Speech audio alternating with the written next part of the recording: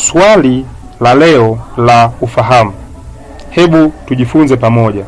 Je, ni swali gani hilo? Nadhani unaiona vizuri hiyo picha.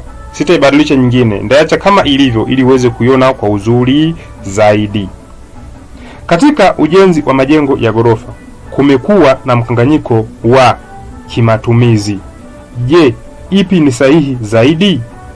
Kuita ghorofa ya chini ground floor, kisha kufuatiwa na first floor, second floor na kuendelea, au kuanzia kuhesabu kutoka chini kabisa kama first floor, kisha second floor juu yake na kuendelea.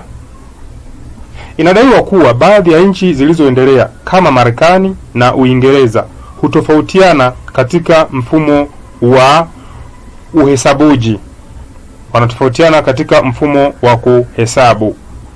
Marekani wanavyoanza huanzia pamoja. Huanzia moja kwa moja. Ile ya chini kabisa wanaanza na ya chini kabisa. Sawa, wanaanza kuita first floor ya chini kabisa. Na Uingereza wanatumia ile ya chini kabisa, wanaita ground floor. Kisha juu yake ndiyo first floor. Sisi huku Afrika Mashariki na nchi nyingine zinazoendelea tunafuata mfumo upi?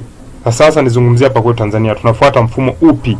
Na ni upi unafaa zaidi kwa matumizi ya kitaalamu? Michoro ya ramani na maelezo ya ujenzi.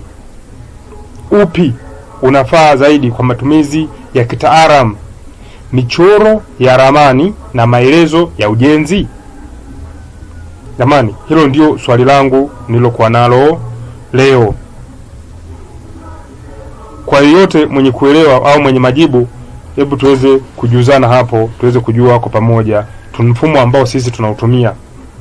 Ni mfumo upi? Sasa wadau wa diaspora, wataalamu wa ujenzi na wahandisi, tunahitaji darasa kutoka kwenu. Tupe maarifa ili tujenge kwa uelewa sahihi. Tupatieni maarifa ili tuweze kujenga kwa uelewa sahihi. Asante sana kwa kunisikiliza. Naombeni tutoe majibu kwa wale wenye ufahamu. Najua kila mmoja ana ufahamu wake. Mfano kama unavyoweza kuona nilivyoonyesha kwenye hiyo picha.